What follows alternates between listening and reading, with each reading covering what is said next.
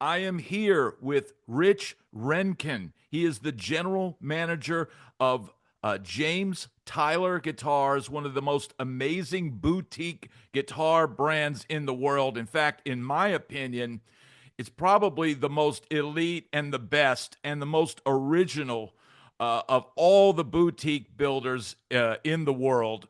And you are an amazing general manager because I have looked and did my research for this video.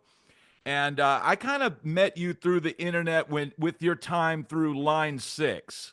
And you were a product manager back in those days with Line 6.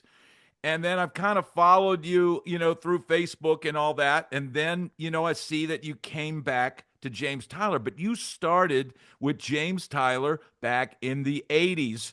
And I would call this sort of a Karate Kid moment. He took you and he had you peeling wallpaper off the walls. Can you tell us about those days? Yeah, yeah, exactly. Well, good to be on your show here. And yeah, we met when I was at Line 6, I think the M9. You were a Yes. M9 guy. Good So memory. yeah. So um so I came out to California in 86 to go to Dick Grove School of Music, and I w would read BAM magazine, Bay Area Music it was called, but it was BAM magazine. It was a rag with all kinds of music stuff in it and whatnot. So I I'm paging through, and I'm a bass player. That's why I moved here to go to Grove to their bass program. And but there was this article. It's always guitar oriented. Oh, guitar, guitar. Hey, you should play guitar. And there was this place for bass, James Tyler Guitar Shop. So I thought to myself, I should go over there. It's just on Lancashire. So I went over to his shop and I met him and I made fun of his headstock to his face. So anybody who goes, man, I'm not sure about the headstock, I go, I get it. I was there. I'm walking and I'm looking at Tobias and Status and Factor bases, and then I went, ooh, who did that? And it was Neil Stubenhouse's number two bass. Wow. And he said, "Oh, that's me," because I didn't know he was James Tyler at that point. I had no idea that he had already at that point modified a guitar that ended up on Billie Jean, you Yeah. know. So anyways, so yeah, so I got to know him, and he was setting up my basses. I bought a Factor bass from him. I would go in, I started learning more about him, and then I would see his shop and see that he was working on stuff besides selling stuff. And so I one day I go in and he's sitting on a thing and said, "What's going on?" He goes, "I can't keep anybody working for me." And I'm like, "I'll work for you." And so he hired me, and at that point I was a security guard, armed security guard driving around Encino Hills, actually, where the fires are right now, which is on my mind. We should say to everyone, Yes. I love doing this interview, but we're both obviously thinking about all the people that are friends and family that are going through it right now. But anyway, so I would drive around the hills, and I went on a couple of real calls, and I was going to go LAPD because I was also in the military. And Jim said, I can't keep anybody working for me. And I said, hey, I'll work for you. So now I'm at he decides he's done with retail and he's going to go full-time building, because at that point he had been modifying guitars and building them up. He would tear them down and build them up. And then he started buying bodies and necks from Philip Kubicki and then Tom Anderson.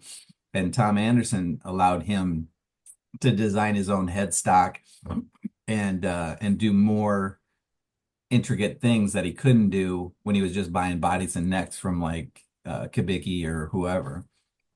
So he moved to his garage, went full-time building, had the relationship with Anderson, and I didn't know. I'm there and I'm just learning all the different things, but there wouldn't be enough work. And I tell kids all the time, I said, do whatever's in front of you with all of your might, because he had me stripping wallpaper. At one point, he had me rototilling his front yard with a rototiller, if anybody knows what one of those is. And Yes. if I was a typical young kid, I could have been like, hey, I signed up to work on guitars. Yeah. I could have been a cop, or whatever. No, but I'm like, well, that's what I got to do. And he would also have me help him with his accounting. Yeah. And had it not been for the accounting and then going to Fernandez and becoming a controller, I wouldn't have got my job at Line 6 and met you. Yeah. It's an amazing story, and to move it back to exactly what you're talking about. we're all thinking about everybody out there in California, and we're horrified at what's going on. And I want to make sure, one, that you guys are okay right now. Yeah. And I know that, man, people are getting affected. It's just a terrible thing. And we planned this interview before this even happened. Yeah. No, it's we're good here at the shop. I mean, at one couple of days ago, I went outside and I could see all three plumes, and we're closest to what was called the I think it's the Hearst fire. Yeah. It's only 5 miles away, but we're pretty far inland. But man, it's I've been here for since like we were saying since the 80s, and it seems like it's I don't know, maybe every one of them. I mean, when I remember driving through the 405 pass and all of Sepulveda being, it was like you're driving through a valley of fire. That was pretty crazy. But this is like burning so many homes, and one of them not the least of which is Mike Landau, which my heart's broken for him. I went to his birthday party at that house and known him for a long time. And Bob Clearmountain I worked with once on a song and at his place, and it's just man. So those guys are both affected by this. So this is Yeah. news to me. Yeah, I had their no houses idea. their houses are gone. Yeah. And I got another buddy that worked with Michael Jackson and Altadena, Stuart Brawley, and uh, band singer from a band I mixed. His house is gone. I mean, just every day Joel Taylor, drummer extraordinaire, lost his place. I mean, just it's starting to become an endless list, and you just start feeling paralyzed as to what to do. But Yeah. you Well, know, I mean, everybody get out there and find however you can help, and I yeah. was If there's, and look, if you hear of anything, a GoFundMe or anything, I'll be more than happy to put this in the description. yeah. I wanted to get the word out about Tyler guitars because I think they're awesome. Yeah, But I think this is kind of something yeah, that I wanted to talk about. yeah, And and I think Music Cares is doing a thing. yep, I'll check it out. I've been just I've still been so busy, getting ready for NAMM, which is still on at this point because it's in Orange County, far away from all yeah, of this. yeah. But yeah, So you guys are going to be at NAM this year. yeah, I'll be in booth 5744 with Rev officially, Wow. so you can also just look in the directory.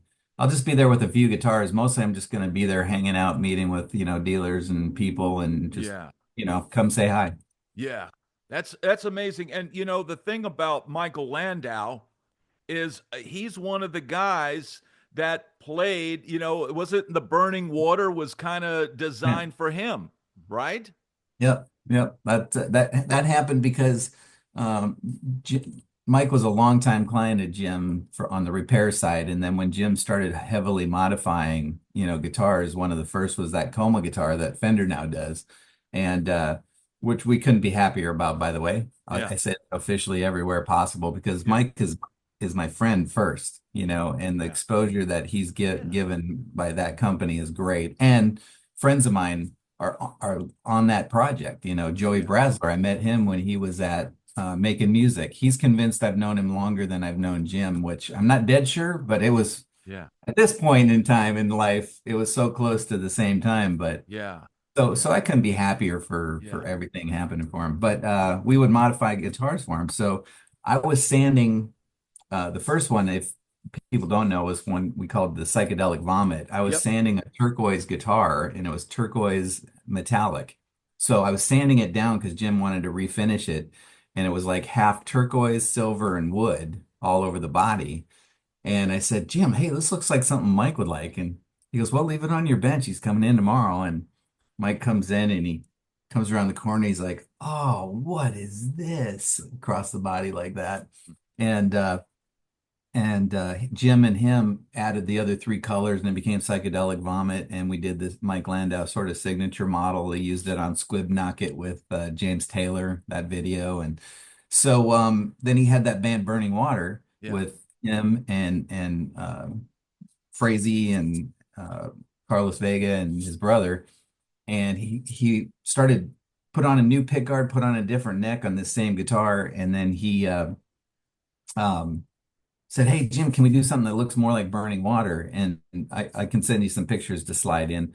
Uh, it's now owned by a pilot for British Airways. But Jim did the first one, and it was okay, but that sent him down a path to sort of doing it differently, and that opened up. We had layers and then smears here. We have vomits and smears, which are just layers and then paint pushed around, and those two combinations are all the different things that we do. So that's kind of Yeah. where it started with Mike.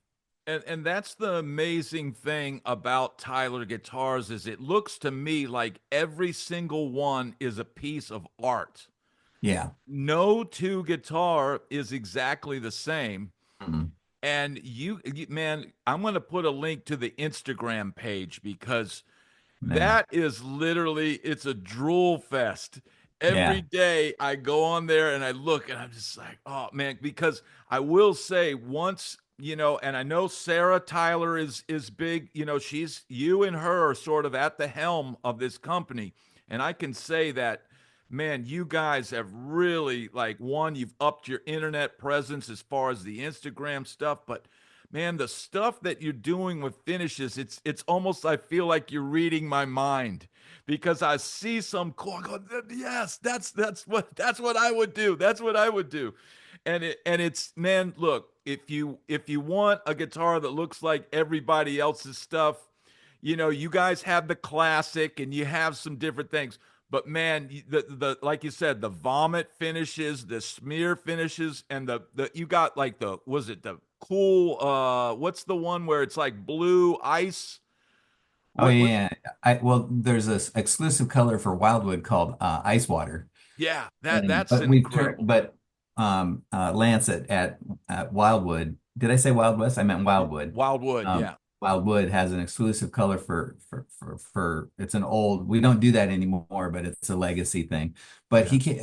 Lance there at Wildwood came up with the fire and ice, which is like burning water and in the middle ice water, and then he came up with one black ice, so it's like the edges are black, so it became black ice. So it's we can only do so much, and I had to put a moratorium on new requests because as much Yeah. as Tucker, who is named the Tuckerberry is named after my paint guy, he's great, but as much as he has fun doing those things, it kind of sideswipes everybody because we love it, but then all of a sudden we're not getting our work done. So Yeah. I gotta be Yeah. careful, but It's easy to yeah. get distracted, but man, I like I said, if you want something that's unique and it's one of a kind, and you've done an amazing job with production. It says you raised production 133%. Is that Yeah, correct? more now. We went from, and Jim kept it small because he was a perfectionist. That's the wrong word. He was exacting and he wanted it to be right. And like even when we partnered together when I was at Line 6 and we did the James Tyler Variacs, I knew he would push us the right ways. And he would ask me a lot of times, he goes, "Well, it doesn't take any longer to do it right." Yeah. So he was an amazing cat, and friends close to him, we called him the lovable curmudgeon because he came off like curmudgeon-y until you got to know him, and then you realize that that was just he was not a big social guy. Yeah. So he kept the company the size that he could deal with the amount of employees. Yeah. And we talked about this actually before he passed. Sadly, he passed in August. But but he I came in and I looked at the potential. It was a total accident. I came in during COVID to just help out Yeah.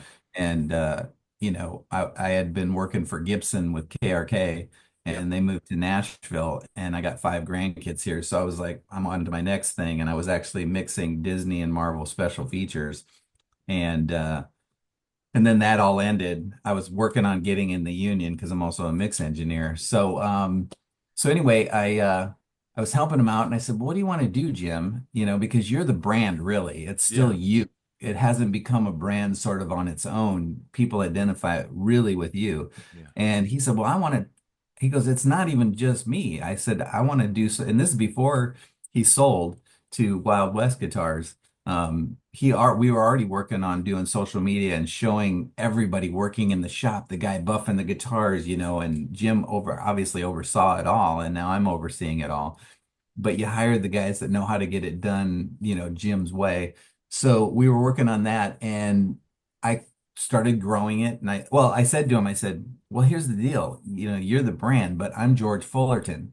Now, in our industry, not everybody knows who George Fullerton is. And that's the point is said to Jim, I said, I'll never be as famous as you are, but it was you and me in your garage, just like it was George Fullerton and Leo Fender, and then Yeah. became G&L and stuff like that. Yeah. So people know me for like the M9 and stuff like that, but I'm not James Tyler.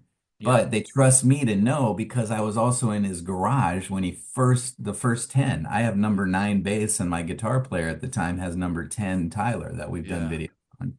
So it was so I it's a long story, but because of being a product manager, I accidentally learned how to be a general manager. And I deal with people like I would deal with a product where it's like instead of I need this chip so I can do XYZ, I go, I need this person to do XYZ. Yeah. And just leading by influence rather than trying to be a tyrant over them or whatever. And Yeah. Yeah. I'm pretty shy. Like I'm okay with you and me talking. You get me in front of about 10 people and I'm falling apart too. Oh, So really? I'm not quite as outgoing as I seem, but Okay. so I basically went from 5 guitars a week to 16 now, and 5 employees to now I have 20 employees. So Wow. yeah, so and then we're bringing the basses back and a couple other cool guitars, and yeah, we got to get the basses back You because got to get the basses back. You're a well, bass player. think about this. This is one thing that dawned on me. You got other boutique builders, and instead of naming names, I'll just say, just think about them. Yeah. The ones who specialize in bass have done some guitars, and they're okay. They're good guitars, Yeah. but they're known as bass. Yeah. And then there's these great guitar cats, and they've done some basses. Jim had Mike and Lukather played one, and Dan Huff and Dean Parks and Tim Pierce, and on the guitar side, but on the bass side, he had Michael Rhodes and David Rowe, and sadly they're both passed, and Yeah. Abe Laboriel and Neil Stubenhouse, and Yeah. who had both at the Yeah. same time. Usually you kind of specialize in one and that grows, and this kind of is just, and I also offer a bass, Yeah. so we got to get the basses back. What do you think about you guys have a guitar? It's the ultimate weapon, right? Yeah. What Yep. about an ultimate weapon bass? Hmm. Well, first I'm bringing back the bass, as Okay. it was before. Because what happened was Jim got his own CNC, and once he had a buddy of his from high school was his CNC guy, worked for Lockheed, and he would do all the SolidWorks stuff. So once he got the guitar going, he just got busy, and he just never Yeah. got a chance to bring the bases from pin routers over to the CNC. So, Uh, so first I want to get them going again. But yeah. yeah, I mean that could be a cool looking bass, That would be a actually. cool looking bass because it's got that modern Hmm. kind of angle to it. And I just, Well, the bottom horn is absolutely inspired by the Factor bass. yeah. Jim Yeah. always loved the Factor bass. I mean, Jim could play bass. He wasn't a bass Yeah. player at all. He never wanted to be. He's a great guitar player, though. I'm about to put up. I thought it would embarrass him, and sadly, now that he's gone, it won't embarrass him, and Yeah. and maybe in heaven he'll actually laugh. But I uh, I have cassettes of him and me and a drummer uh, just kind of jamming on some songs he wrote for fun, and I Wow. captured it with a 2 track, and he rips, and people need to Wow. know he knew how to play guitar. That would be great because Yeah, for me and always, I had a guitar teacher at GIT, Richard Smith. He's the head of the yeah, Thornton. You know Richard? yeah. He's a We professor just there. did, we just did a Richard Smith model that we're going to be putting out this year. Dude, Yeah. I am He has his interview old burning. Yeah. I'm interviewing him next, literally after we end this interview. No way. Right Yes, on. so I'm gonna Hopefully ask him. have him show it. It can be public. I Yeah. am, man, because it was a timing thing where working it out with you, and then I wasn't sure with what was going on whether we could even have interviews, Yeah. and so it worked out that he's in, you're in, and Yeah. it's like a timing thing. And like I said, that was the first time I ever saw a Tyler, and I immediately was like, man, I got to get one of those guitars, and Man, that's incredible. I'm gonna tell him that I just finished talking Yeah, to you. But great. man, it's amazing story because, like I said, people don't really know it was this mysterious James Tyler. Who is this guy? Who is Jim? Here's the other thing. I absolutely love the made in I think it's either made in, Built, yeah, built, okay, built, built in, and it either said California, or what does it say? built in America by assholes. That is the greatest thing I ever said. I said, if I get a Tyler, it has to have that on it. I know that's like a special thing that not every Huh. guitar has. You can have it. Anybody can have it. Yeah. That is the greatest thing in the world. I think that alone, me telling that built in the USA by assholes, is on the headstock. Now, is it on the back or is it on the Be it's wherever you want. And wow. it's funny you ask. So it started, he had a guitar called the Joe X. First it was Joe Guitar, and there was somebody that owned the trademark, and then he changed it to Joe X Guitar Works. And then he ended up not doing it anyway. But he it said Joe Guitar, and then it said built in America by assholes, like all the way across. And it was a little inside joke when we went into Iraq.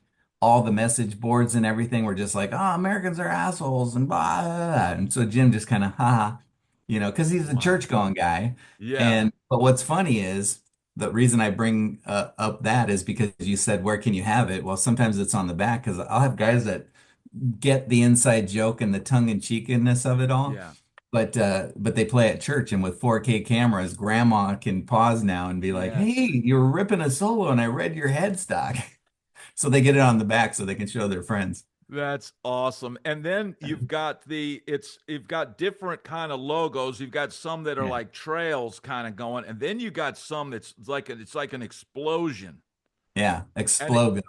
Yeah. yeah, Explogo. And Yeah. that is what makes these so unique, Well, and man, so Jim, we also now do a script logo. We call it the California logo. He made it originally that it will be on the set neck, which is coming. Hopefully, right after the bases, we'll get the set neck going, which is a short scale, very like a much like a Les Les Paul Paul, type like of thing. yeah. Yeah, yeah. So our version of that, um, Jim's had done for years. It was just, never. We're Is it so busy. is it the mongoose? No, no, no. That's just normal bolt-on strap Ah, scale okay. length and stuff. Yeah, no, this is a set neck. If you look at the 59 we did with line 6, he Oh, patterned the 59 after a Chris. guitar he already had. I mean, there's one that's out here that's been here for 12 years that's been promised to a guy through Wildwood. And we just got to, finish it and get it into Yeah. production. Yeah. So, but with the set neck, it's different way you hold it and paint it, and so we're expanding and expanding. We're actually looking for a bigger place, and Yeah. Wild West, who owns us, eventually wants to have like Wild West in the front and the factory in the back, and there's other irons in the fire for fun stuff. But back to what were we saying? Well, we were talking about the different logos and Yeah, and yeah, and yeah. all that So stuff. so we have the script logo, and I said to Jim, I said we started putting them on.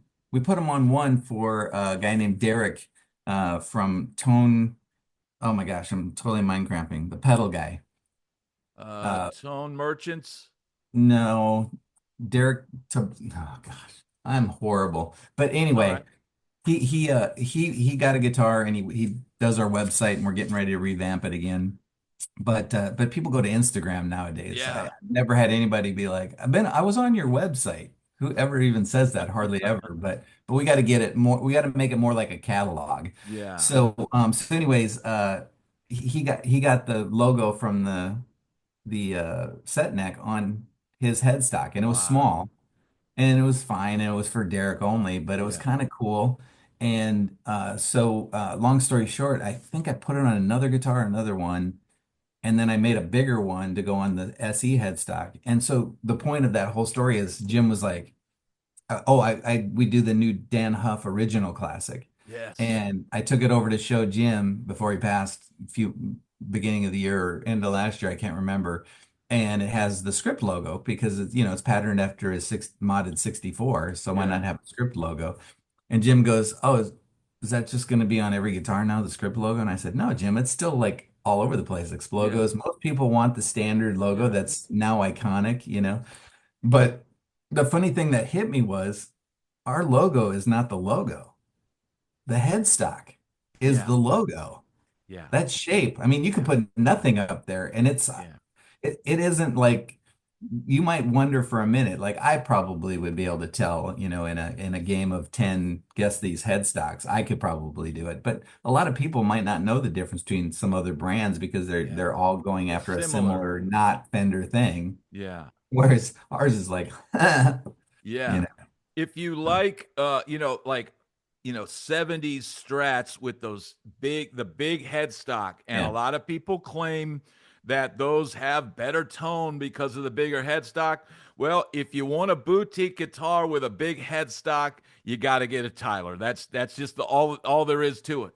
Yep. I hear you there because I work here. I'm a fanboy. I've been here since the 80s and on and off in line six with Jim. But it's still like this when I hear it, I swear I hear something. It's a character, it's a thing. And I think about Aspen Pittman and his fat head that went behind the tuners or the clip-on one. And I could hear it. Like I would play with my eyes shut and he would carefully squeeze it on and off, and I swear I could feel something change. So, and then what's funny about 70s headstock is we do the classic with the smaller headstock, which obviously still sounds great, Yeah. but just as an aesthetic, though, people will order it with the big headstock because they want it.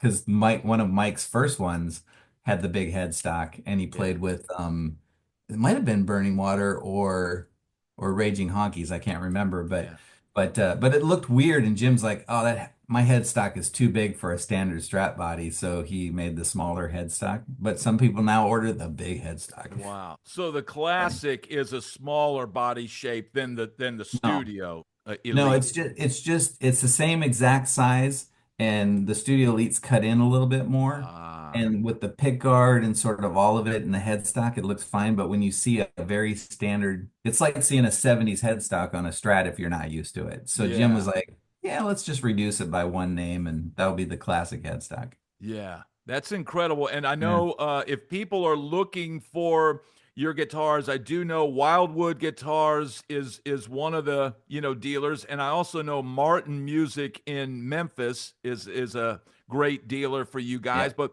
I'm down in Florida now, so what's the best place for the Floridians to get their hands on one of these? We have Miami Guitar down there. He's a Awesome. smaller cat, and I think it's by appointment only. Okay.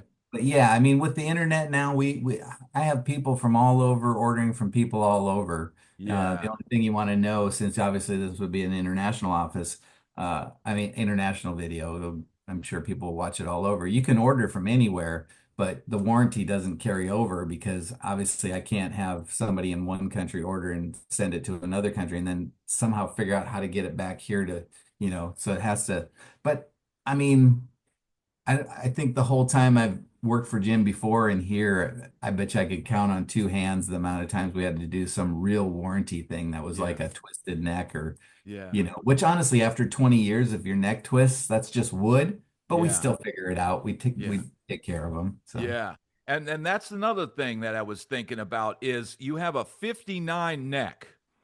And Mhm. that sucker is that is a thick neck, man. And most people think when they think boutique guitars, they think in some little thin necked little shredder thing.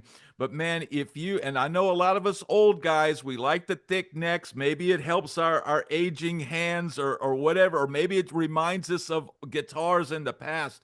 But that 59 neck is something it's very substantial and it's got a great vintage feel to it. So you can play a modern guitar but feel like you're playing a vintage instrument. Yeah. Yeah. Mike had a 59 Strat that we would work on. And two things came from that is the shape. And then thin 59 is more like it's almost like we should have called it the 63 or something Yeah. instead of 59 because it's a C shape and but this particular guitar of Mike's just even though it had bulk to it, it felt very comfortable. And then Yeah. part of it was the worn out edges, Yeah. because we roll the heck out of the edges.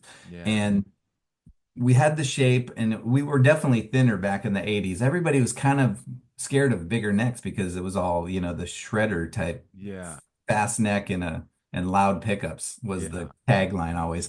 But so we loved that shape. So we had the thinner 59 and now it became the standard 59, which is really more like an actual 59. The rolled edges, we were working on that guitar and Jim was noticing it and I was checking it out as how comfortable it felt to wrap your hand around the neck. And so um, we were working on a classic, a black classic, and not the official black classic, but just happened to be a classic that was black. And and I said, well, we always broke the edge, but I was like, yeah, we should try it a little more. And he goes, well, yeah, do it to that neck, and I'll see you in the morning. And he comes in, and Jim comes in the morning. He's like, you wrecked that guitar. I said, but Jim, it looks like Mike's. He goes, no, I get it, and I get it, but nobody's going to want to buy this. And well, it's like it wasn't ruined in the sense of playing it. So we were Yeah. like, you know what? Let's put it on a guitar. So we put it on this black classic that was lacquer at the time, and we burned through it and we smashed it with a belt buckle. And this is like before the Relic series Yeah. stuff started happening. We burned a cigarette down in it, just roughed out the neck like it was all, on the back had been played and then Yeah. sanded, to have a nice feel. And we took it to NAMM because we didn't care. Hey, you want to check out our pickups? Here, check out this guitar, and you're not wrecking the stuff that Yeah. we have locked into the wall. Yeah. So everybody that grabbed it was like, "Oh, this feels amazing. Can I get extra rolled edges?" So that it was a thing for a minute, extra rolled, extra. Can I get extra rolled? Wow. And then everybody started asking for it, and it just became what we do, Wow. So it pretty interesting. And that NAMM show, some folks from a big company came by, and Jim was like, "Hey, can I help you?" And they kind of walked off and were hiding their badges. And a year and a half later, the Relic series came out. Now, obviously many people were probably already thinking this when the craze in the 90s of the, older guitars started kicking in. But Yeah. at the same time, there was Jim with this beat up looking classic, Wow. And now we don't Relic because there's so many guys that do it amazing. Yeah. Yeah. So And I but said, I sent, oh, I was just gonna say I have my own 66 Duosonic. It's the first guitar I ever touched. My uncle, Bob, uh, would bring it back from California. I lived in Northwest Iowa at the time, and he taught me smoke on the water on the high E string.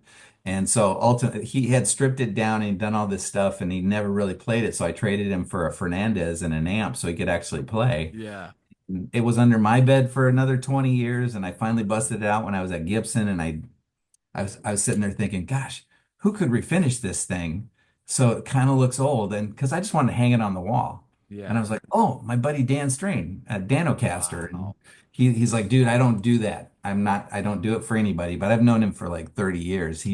He's one of my best friends, literal Wow. best friend. Wow. And so he did it. And I had a guy at Fender go, I'm not sure if I would know this as a refin. So Wow. Yeah, yeah, he does his guitars are incredible. yeah, Yeah. But, he's got it down. a lot of people would know Tyler from the Variacs and the collaboration that you guys, did with, basically Jim kind of designing those guitars for line six. And that Mhm. upped the quality of the Variacs guitar Yeah. immensely. I mean, all of a sudden now it's like a great playing guitar that basically you don't have to use the electronics if you don't want to. But it got me to thinking, we are in an amazing time with technology Hmm. and all the things that you can do. And the Variax was a amazing thing because it's pretty cool. You bring one guitar and you can, get these different sounds out of it. But now with the amp modeling thing, and you've got the little Tonex one and all this kind of stuff, I can't help but wonder when somebody is going to put like a Tonex one or something in a guitar with a little USB on the back, and you show up for your gig and you just go straight into the, because I mean, Nashville, there's a whole side of the street where they don't allow amps on stage.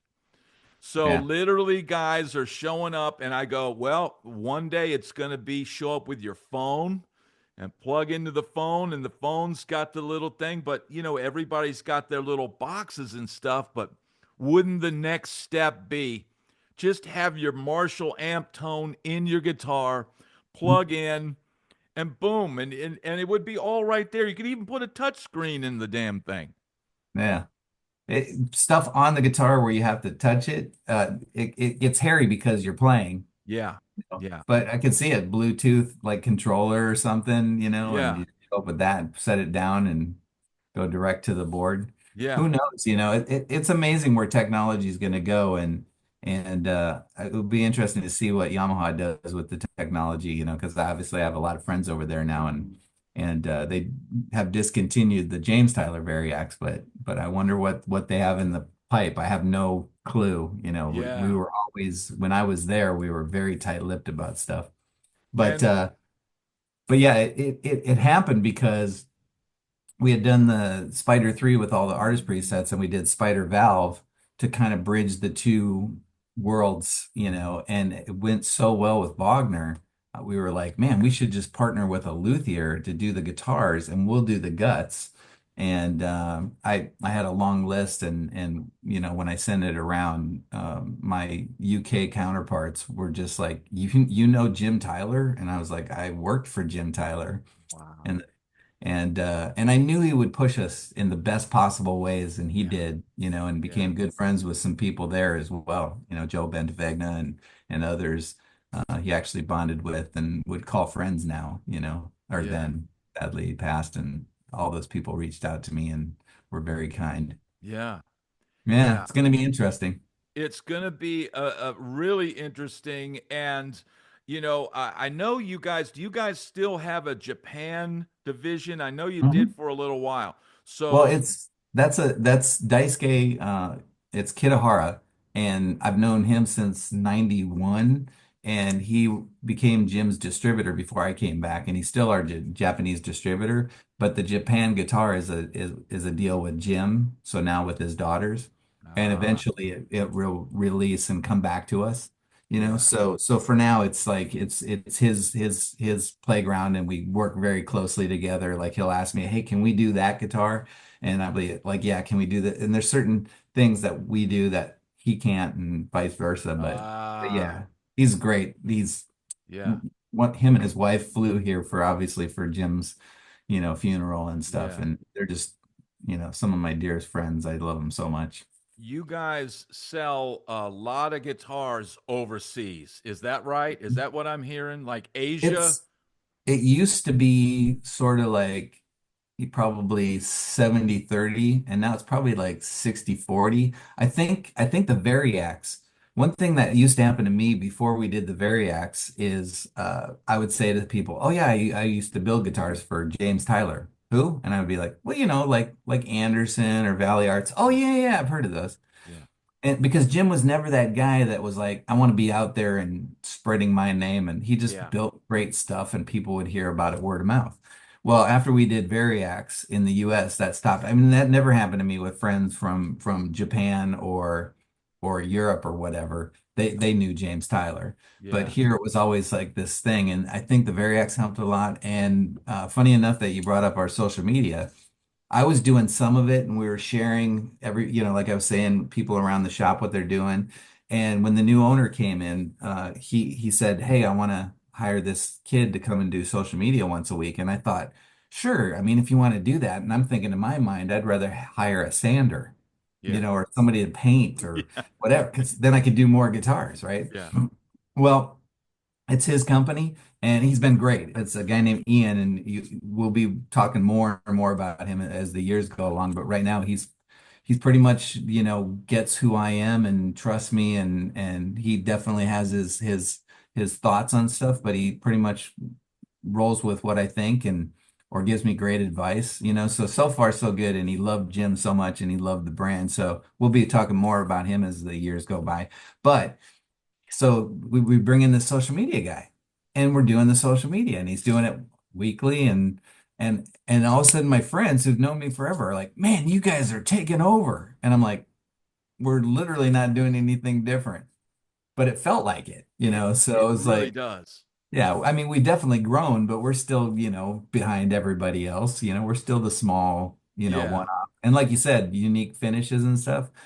Like I have some folks here at the shop that have worked for big companies like I have, and it's great ideas, but they'll say stuff like, well, we should do a whole week of just white schmears, and then we do a whole week of just Tuckerberry. Well, the problem is you send out 15 white schmears. Now 15 dealers have the same exact guitar, Yeah, you that's know. tough. So we have this advantage right now where, Yeah. like you said, everyone is unique. And even if it is two white schmears, they're both unique like a fingerprint. I can actually track the gray market by just, if I have a picture, I have a database where I just pull it up and I see the picture and I compare the fingerprint and I know what dealer sold it to the gray market, or Yeah. or and not the dealer. Dealers are super with me on stopping that stuff, but they can then find out who they sold that guitar to, and then they know who the gray market guys are, because we're trying to Wow. protect all our dealers and stuff. But the Yeah. whole point is, who else can do that, you know? Yeah. Uh, Now, there was you guys is one thing. There's another boutique builder that it feels like their instruments tend to be a little heavier. And I don't name names because we're not here to talk about anybody else. But you guys' guitars are. There was some wood that he was using for a while. It was Mamio or something. Meiwu, yeah, My Woo or yeah. and Well, it's amazing that how light it was. yeah, well, so it's Mamaiwu is actually Jelyutong, and that's a whole fun story, but it can be heavy too. I shoot for the light woods, and we're still so small. I'm able to get small quantities of light alder and light ash, and I don't ask for it because we want to be the light guitar guys. Yeah. I have to get it because the finish adds 6 to 8 ounces to the guitar. Uh, So I tell him every time, I said, look, I'm not the precious little, I want my light wood. yeah, yeah, We literally don't want to ship over 8 pounds. And I yeah, mean, if you order a schmear with a Floyd with two humbuckers and a canceling coil in the middle and the switches and dome knobs the mid and you want boost. locking tuners with your Floyd, Yeah, yeah, and a schmear, you're going to end up slightly over 8 pounds, but we really work hard to not go there. So it's really a residual of knowing that I'm going to be adding this weight. And yeah, then Mamaiwu is a fun story. It can be super light, but just like ash, it's a wood called Jelyutong that back in the day, it was in abundance because car companies would use it and all kinds of companies would use it because it was very tight grain and you could sand it and shapes into it and make a little model of a car and then paint it and be able to look at it in 3D. Well, with the advent of SolidWorks and 3D printing now, nobody orders it for that. But so yeah, it used to be abundant, and it was also used for gum, yeah, the sap. And so we used to be able, let's just say these aren't real numbers, but let's just say an alder blank, costs $100, and then back in the day, a jelly tongue blank would be like $20. So wow. it's cheaper, but we didn't use it for that reason. I don't remember exactly, and Jim didn't remember, but I felt like Jim told me one time that he got a Jelyutong body from Kabiki because guitar builders would use it again to shape it and kind of go, oh, this is Wow. what I want it to be. Now we'll build it out of alder. Yeah. And a certain somebody in the industry kind of heard that Jim was using Jelyutong because he liked the sound and kind of got made fun of a little bit. And so Jim came up with Mamaiwu, which is Okay. Malaysian mystery wood. Wow. Hey, my woo. And forever we didn't talk about it and now I talk about it because you can't find Jelly Tongue. And I finally found a guy who's been helping me and a guy named Steve at Custom Lumber, um, commercial lumber. I always forget Steve Orich. He's super great, swell guy, but he's found it and I have to pay extra over other woods Wow. or this same wood that used to be cheap because you can't find it. So if Wow. somebody wants jelly tongue, they got to pay extra money to the Yeah. dealer. So pretty funny. That's amazing, man. It's such an incredible story. And just to close it out, I Yeah. know you as a player. You got to LA about the same time I did, around 86. And a lot of people on my channel love to hear about the Sunset Strip. And I saw you commented on a coconut teaser thing. And I was like, I got to ask him about the Sunset Strip. Do you have any stories from back in those days? Nothing too salacious, but man, I was in a few bands. One's Peace Child, and my favorite probably playing on the Sunset Strip band was Yellow House. I can't remember if Yellow House played. It was a guy named Bobby Hartree who I met in Jim's garage. Our drummer now Wow. plays for Gatlin Brothers. It was like Cheap Trick meets Nirvana, and Wow. it was all Van Gogh paintings.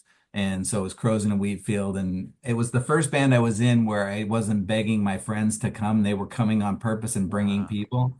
And but I played at the Coconut Teaser a bunch with a band called Almost Ugly, and it was very much like Garbage. We had a drummer played to a click, and we had machines going and two guitar players and killer band. And Dave Friedman from Friedman Amps Wow. now was just our friend Dave would Yeah. come. He loved that band. He would come and see me and Bobby play all the time because we've known each other for 30 something years, like way back in the Andy Brower days and stuff. Yeah.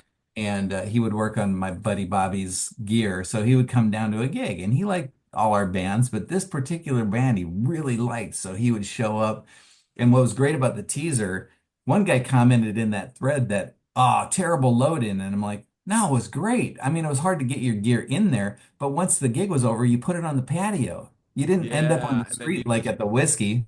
yeah. At the whiskey, once went and got my car and put my stuff in my car, I'm like, I'm going home, you Yeah. know? Yeah. Or the Troubadour out the back door. You're just Yeah. like, but You got at to the get teaser, out you could there. leave your gear and sit with your friends. And so Dave and I and Bobby, we would just sit there for hours and talk, and Yeah. it was great.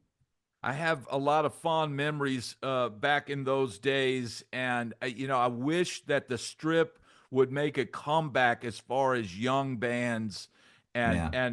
the way it was back in those days, it'd be packed, Yeah. right? It was and I'm sure they get tired of hearing it, but I think really pay to play it was a mistake. I get it from a business standpoint. I'm a business guy, Yeah, but like Jim would tell me that when they would back in the 60s, they didn't go to the whiskey to see the Doors. They went to the whiskey because whoever was there was going to be great. They would yeah, just be like, "Hey, should we go to the whiskey tonight?" They didn't even know who was playing, and they would show up, and it would be the Doors or the Byrds or you know, yeah, because the clubs hired great bands to draw people into their club rather than getting bands to pay for the slot. yeah, And hey, let's face it, a lot of great bands that paid to play there were also great. yeah, But you could get a rich uncle putting a band. I went and saw a couple of those bands where the hype was hyped, and I went and I was like, "What?" But Teaser didn't do that. Len yeah. Fagan, he booked good bands. Like he booked Wallflowers and Nirvana and all these bands. Zach So Wilde used to play there with what was the name of that band he had? um oh, Black It the wasn't one Black Label. It was oh before Pride when and you Glory or something something like like that. that. Yeah. Yeah. Man, it's an amazing time, and like I said, our hearts go out to everybody out in California, because California is synonymous with the hot rodded guitar.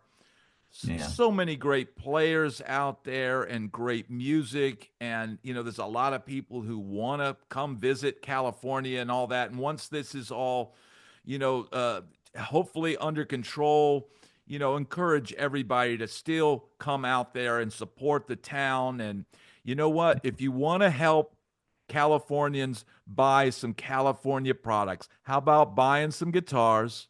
Buy Yeah. some James Tyler guitars and help the residents of California, because I know you guys, the employees there, they're hardworking guys. They're making Yeah. great, incredible instruments, and our hearts go out to everybody out there. Yeah. And just as you were saying that, it made me think of the fact that, you know, we here and my employees, we come in every day these last couple of days, and we all have friends that are losing everything. And it just kind of dawned on me, Anderson and Sir and LSL and gosh, all these guys, we're all here, and we must all Yeah. have multiple friends. And and and they're not just, a second. It's like, oh, first, like these are people that we've worked with and drank with, and it's just, oh, it's Man, almost like you got to keep it at arm's length a little bit because it's so much. it's heavy. It's a hard thing to deal with. And I just hope that everybody gets taken care of. And you know what? If some of you wonderful guitar companies decide you want to come to Tennessee, I'm sure Tennessee would love to have you. Cool. Awesome. Thank you so much, Rich. I'm going to tell him, Richard Smith, that you said hello. Yeah. Thank you so much. I'm going to probably air this tomorrow morning on my channel. I'll send you a link. Awesome. Thanks so much. Thanks so much, Rich. Have a great day. You too. All right.